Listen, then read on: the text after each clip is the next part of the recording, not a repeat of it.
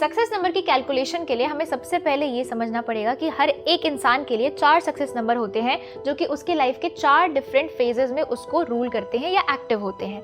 अब ये फेजेस कैसे डिसाइड होते हैं? पहला फेज हमेशा 36 ईयर्स का होता है, लेकिन हर इंसान के लिए पहला फेज अलग हो सकता है। वो डिसाइड कैसे होगा? वो आपके डेस्टिनी नंबर से डिसाइड होगा। अब डेस्टिनी नंबर क्या होता है? आपकी पूरी डेट ऑफ बर्थ का सम ही आपका डेस्टिनी नंबर होता है। यानी अपनी पूरी डेट ऑफ बर्थ को लिखो, उनको ऐड करो और सिंगल डिजिट में लेके आओ, वो आपका डेस्टिनी नंबर है। और उस डेस्टिनी नंबर को 36 में से आप माइनस जब कर देंगे तो जितने नंबर आएंगे, फॉर एग्जांपल किसी का डेस्टिनी नंबर 2 आ रहा है तो 36 में से मैंने 2 माइनस किया, 34 आ गया। यानी कि पहला सक्सेस नंबर इस इंसान के लिए जिसका भाग्यांक यानी डेस्टिनी नंबर 2 था, उसके लिए 34 साल की उम्र तक वर्क करेगा। फिर दूसरा सक्सेस नंबर उसमें 9 ऐड करने पे निकलेगा, यानी कि वो फेज 34 प्लस 9 कितना होगा? 43 ईयर्स। यानी दूसरा सक्सेस नंबर 34 ईयर्स से लेकर 43 ईयर्स तक वर्क करेगा।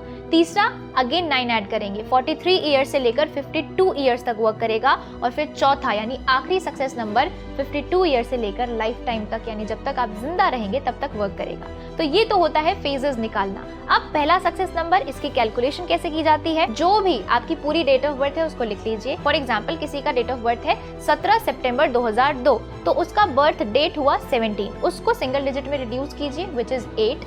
उसका बर्थ मंथ होगा 9, जो कि सिंगल डिजिट में 9 ही आएगा। तो पहला सक्सेस नंबर डिसाइड होता है birth date plus birth month को ऐड करके, यानी 8 प्लस 9 17, अगेन 8 ही आएगा, सिंगल डिजिट में ही आता है आपका सक्सेस नंबर। दूसरा सक्सेस नंबर डिसाइड होता है birth date plus birth year को ऐड करके। तीसरा सक्सेस नंबर डिसाइड होता है जो आपका फर्स्ट सक्सेस नंबर आया था और सेकंड सक्सेस नंबर आया था, उन दोनों को ऐड करके। और फाइनल सक्सेस नंबर डिसाइड होता है birth month plus birth year को ऐड करके।